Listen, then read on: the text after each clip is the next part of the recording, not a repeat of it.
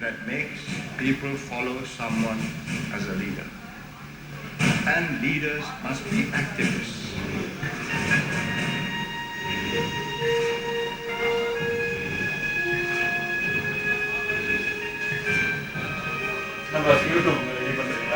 இல்லைண்ணா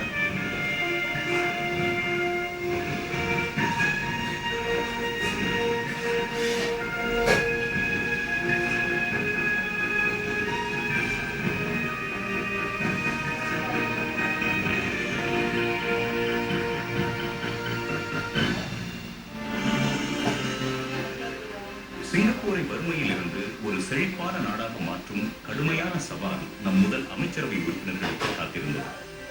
வேலையின்மை விகிதம் 14 விழுக்காடாக இருந்தது. நிறைய சிங்கப்பூரர்கள் ஏழ்மையில் பாடினர்.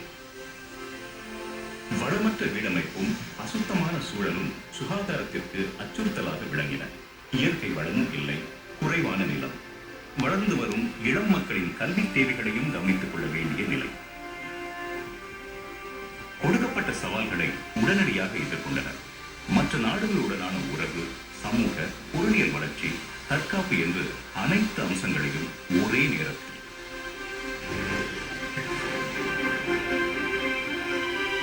பிரதமராக இருந்த காலத்தில் திரு லீ குவான் யூ மிகுந்த செயற்திறனுடனும் உறுதியுடனும் செயல்பட்டார். சிங்கப்பூரை திறன் அடிப்படையில் ஒரு துடிப்பான நகராக மாற்ற வேண்டும் என்பது அவரின் இலக்கு. We don't want to be nobody's tool. We are sovereign, independent, and as the phrase goes, forever and ever. பல கவலைகள் இருந்தன. சுதந்திரம் பெற்ற சிங்கப்பூருக்கு அனைத்துலக அங்கீகாரம் கிடைக்க, தற்காப்பு படையை வளர்க்க, சட்டத்தையும் அமைதியையும் நிலைநாட்ட, வீடுகளை, வேலைகளை உருவாக்க, ஓர் அடையாளத்தை அமைத்துக் கொள்ள. This capacity to face up to situations, however intractable, however unpleasant, is one of the great qualities for survival. A people able to look facts squarely in the face, calculate the odds, weigh the chances, and then decide to go in, are a people not likely to go under. Every year on this 9th of August, for many years ahead, how many I do not know, we will dedicate ourselves anew to consolidate ourselves to survive, and most important of all, to find an enduring future for what we have built and what our forebears shall build. Politics is a means of achieving economic ends. I think industrialization outweighs the political requirement. That was one of the goals. And then you get serious into implementing that.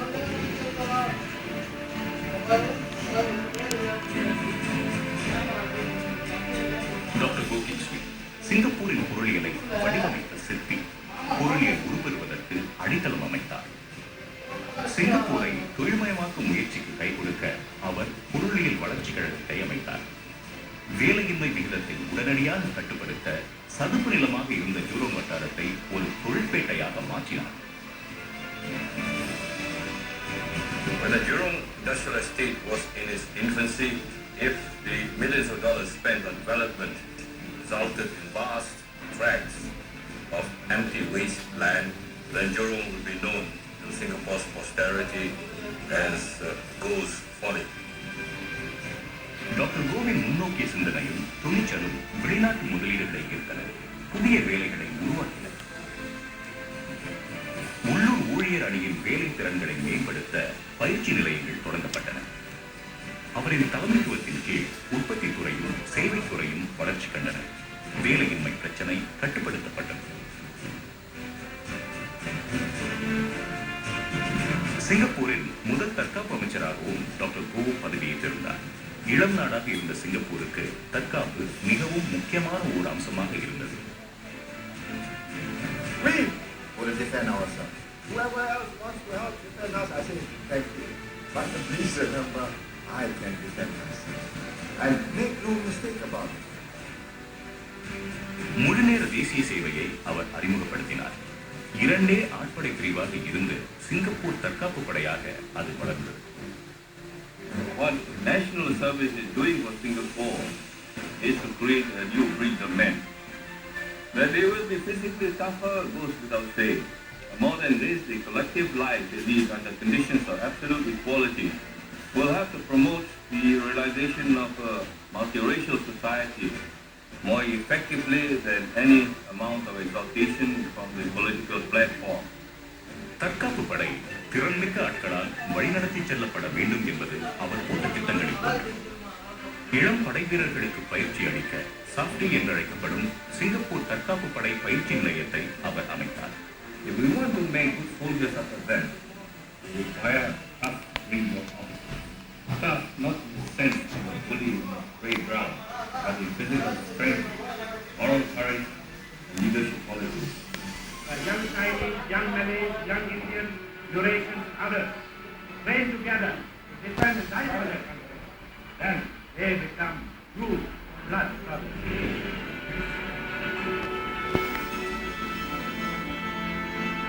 வெளியுறவு அமைச்சராக பொறுப்பேற்றிருந்த திரு S Rajaratnam அனைத்துலக அரங்கில் சிங்கப்பூருக்கு அங்கீகாரம் கிடைக்க பாடுபட்டார். நிச்சயமான நடைமுறைக்கு உகந்த வகையில் அவர் வெளிநாடுகளை அணுகினார். கூட்டு பாதுகாப்பு முயற்சியின் மூலம் சிங்கப்பூரை பாதுகாக்க குடியரசின் புதிய வெளியுறவு கொள்கைக்கு அவர் அடித்தளம் அமைத்தார். We want to be friends with those who want to be friends with us. We don't want to be friends with those who want to do us in. Whether in the field of economy, in the field of politics. சுதந்திரம் கிடைத்த 6 வாரங்களில் Singapore ஐக்கிய நாட்டு அமைப்பில் சேர்ந்தது. ஒரு மாதத்துக்கு பிறகு காமன்வெல்த் உறுப்பு நாடுகளில் ஒன்றானது. சுதந்திரம் அடைந்த 2 ஆண்டுகளில் Rajaratnam Indonesia, Malaysia, Philippines, Thailand ஆகிய நாடுகளில் வெளியுறவு அமைச்சர்களுடன் இணைந்து ஆசியான் என்று அழைக்கப்படும் தென்கிழக்காசிய நாடுகளின் சங்கத்தை வரேன் இவரை மட்டும் are taking place in our region. Political boundaries notwithstanding, what happens in one Asian country can affect the fate of the rest, the better or the worse. அமைதியான தொழில்துறை வளமான பொருளியல் வளர்ச்சிக்கு கை கொடுத்தது. மனிதவள அமைச்சராக பொறுப்பேற்றிருந்த திரு ராஜரத்னம் தொழிற்சங்கங்களுடன் சமசீராகவும் அணுக்கமாகவும் பங்காற்ற புதிய கொள்கைகளை அறிமுகப்படுத்தினார். புதிய சட்டம் நீண்ட வேலை நேரத்தை அறிமுகப்படுத்தினாலும் ஊழியர்களுக்கு அதிகமான சலுகைகளையும் வழங்கியது.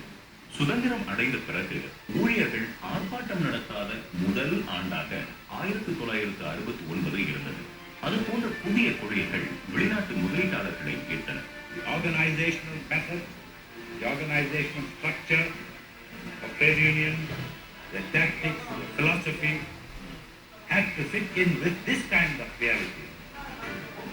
Our workers must understand that the creation of industries and பெரிய விஷயம் தாங்க. எப்படி இருந்தால் எப்படி கொண்டு வந்துருக்காங்க. and disciplined performance in factories. Products must therefore not only be of good quality but at competitive prices. In other words, there must be greater efficiency at factory floor level. The excesses of the responsible trade unions in the early 50s and even in the early 60s are luxury which we can no longer afford.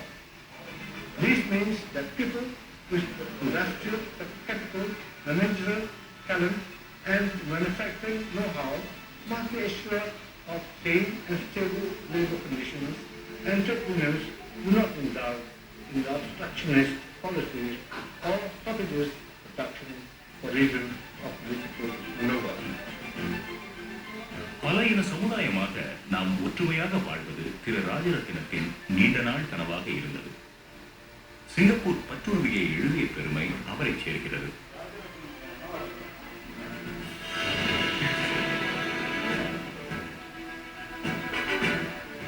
மக்கள் செயல் கட்சியை தோற்றுவித்தவராகவும் துணை பிரதமராகவும் இருந்த doctor கோ சின் சாய் புதிய கொள்கைகளை அறிமுகப்படுத்த பிரதமருடன் அழுத்தமாக பணியாற்றினார்.